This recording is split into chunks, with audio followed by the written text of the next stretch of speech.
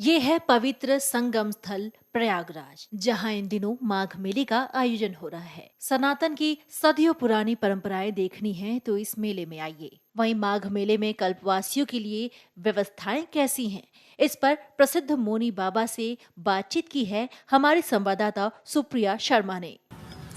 नमस्कार, मैं हूं सुप्रिया और इस वक्त मैं खड़ी हूं संगम की पवित्र धरती प्रयागराज में, जहां माघ मेले की धूम है। और इस वक्त हमारे साथ मौजूद हैं विश्व प्रसिद्ध मौनी बाबा जी।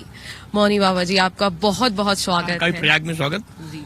पूरे चारों तरफ हम देख रहे हैं माघ मेले की धूम है। कल्पवासी कल्पवास करने आए हैं और वहीं हमने आपका प्रांगण देखा जो कि भव्य तरीके से सजा धजा है। लोग यहाँ विराजमान है, बैठे हैं, कल्पवास कर रहे हैं।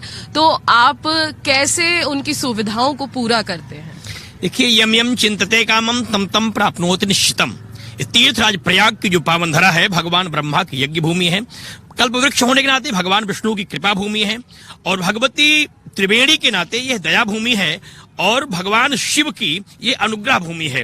तीर्थराज प्रयाग जो है माघ के महीने में एक ऐसा पावन समय होता है जब शास्त्रों में वर्णन है, गोस्वामी तुलसीदास जी महाराज ने रामचरितमानस की अर्धावली में चित्रण किया है कि माघ मकर गत रवि जब होई, तीरथ पति आव सब कोई, मज्जन कर फल पेखिय तत्काला, काक होई पिक बकऊ मराला, दरस परस मज्जन अरुपाना, हरई पाप कह वेद पुराणा। लेकिन कहा जब दृढ़ विश्वास अचल निज धर्मा, तो तीर्थ राज समाज सुकर्मा। तो आप यहाँ जो भी चाहें वो प्राप्त हो सकता है। यहाँ जितने भी संत हैं, महात्मा हैं, कल्पवासी हैं, तीर्थयात्री हैं, सब माँ की गोद में आते हैं। और हमें लगता है जब कोई माँ के यहाँ जाता है, कोई भूखा प्यासा नंगा रह नहीं सकता है। सबकी परिकृपा माँ की होती है, सबकी पूर्णाहुति माँ स्वयं करती हैं। जैसे कि मैं देख रही थी कि आपके यहाँ जो शिविर लगे हैं वहाँ कल्पवासी भी रह रहे हैं और जो मतलब आप जिन्हें जानते भी नहीं हैं उनको भी आपने शरण दी है। तो ऐसा क्या जरूरी होता है कि कल्पवास, आप हमें बताएंगे, हमारे दर्शकों को बताएंगे कि कल्पवास क्या होता है? और वो लोग यहाँ 1 महीने तक आते हैं, भूखे प्यासे रहते हैं और आपने उनको शरण दे रखी है। इस बारे में हम लोगों को देखिए, कल्पवास 4 युगों का एक कल्प होता है। सतयुग, त्रेता, द्वापर और कलयुग, 4 युगों का एक कल्प होता है। लेकिन अब वो उतनी अवस्था तो मनुष्य की रही नहीं, इसलिए उसे महीने में विभाजित कर दिया गया है। 11 महीने तक गृहस्थ अपने अपने संसार के कार्यों को करते हैं। 1 महीने माघ के महीने में जब सारे तीर्थ सारे देवता माघ में आ जाते हैं तो यहाँ आकर के यम नियम प्राणायाम प्रत्याहार ध्यान धारणा समाधि की परंपराओं को अनुकरण करते हुए, जप तप करते हुए कल्पवासी भी यहाँ सन्यासी की तरह जीवन निर्वाह करते हैं। कल्पवासियों की यहाँ 3 विशेषताएं होती हैं। एक तो किसी का दान नहीं लेते, किसी की वस्तु को ग्रहण नहीं करते, 3 बार गंगा स्नान करते हैं, गंगा के जल का सेवन करते हैं, सूर्य को अर्घ देते हैं, नित्य थोड़ी बहुत यज्ञ करते हैं, कथा प्रवचन सुनते हैं और परिक्रमा करके माँ के प्रति अनन्य श्रद्धा रखते हुए अपने अपने पितरों के कल्याणार्थ हुई सूर्य को अर्घ देते हैं।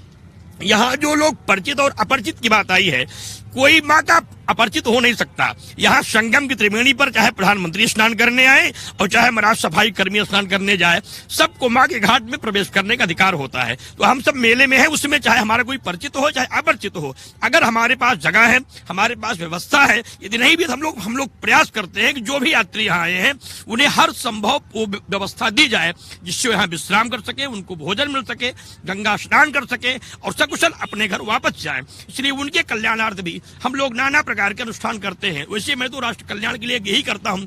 37 वर्षों से मैं राष्ट्र रक्षा की करता हूँ। देख सकते हैं मेरे पीछे एक त्रिशूल का शिखर बना हुआ है, इसमें काला त्रिशूल है, लाल त्रिशूल है, सफेद त्रिशूल है और श्वेत त्रिशूल है। काला त्रिशूल आतंकवाद विनाश के लिए, जो पूरे विश्व से आतंकवाद समाप्त हो।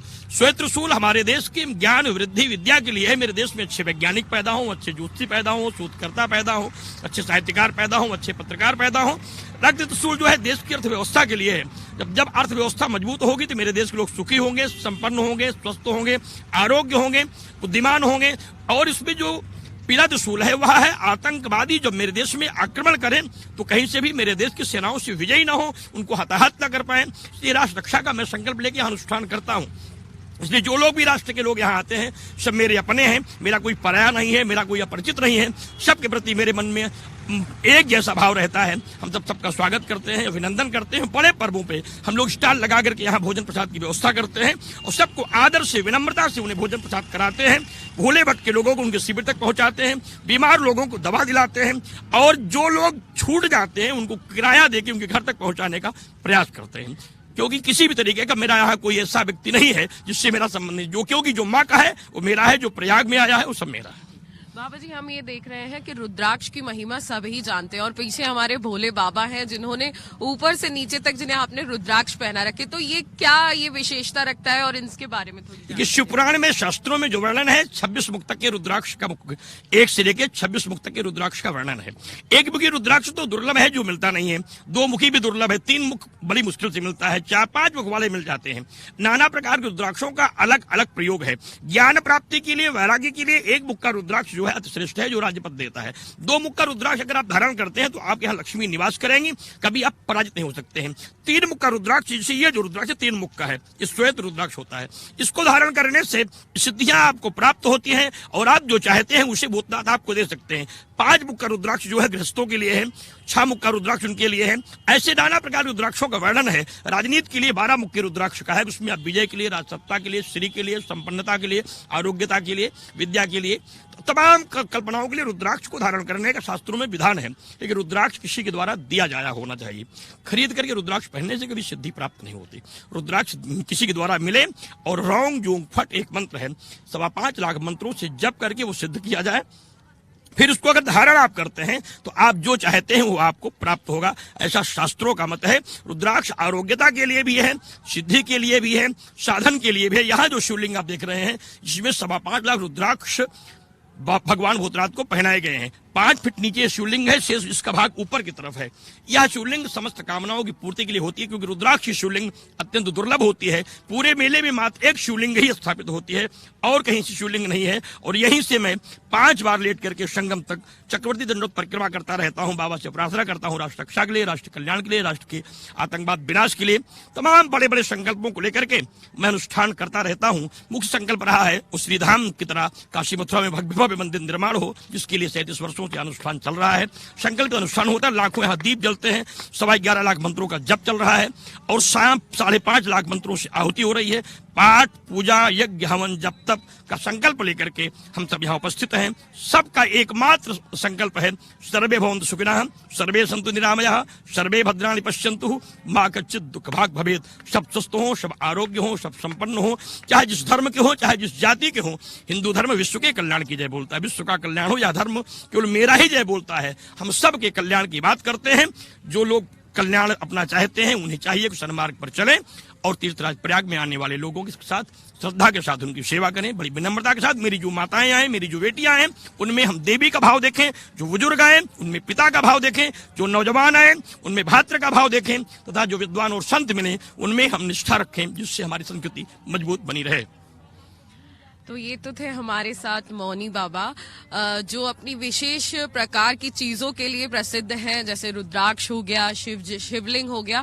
आगे भी हम आपको माघ मेले की विशेषताएं और माघ मेले के तरह तरह के रंग बताते रहेंगे। आप देखते रहिए amarujala.com। डाउनलोड करें अमर उजाला ऐप और पाएं खबरें लगातार। अगर आप ये वीडियो YouTube पर देख रहे हैं तो हमारे चैनल को सब्सक्राइब करें और बेल आइकन को दबाना ना भूलें। अगर आप Facebook पर ये वीडियो देख रहे हैं तो हमारे पेज को लाइक करें।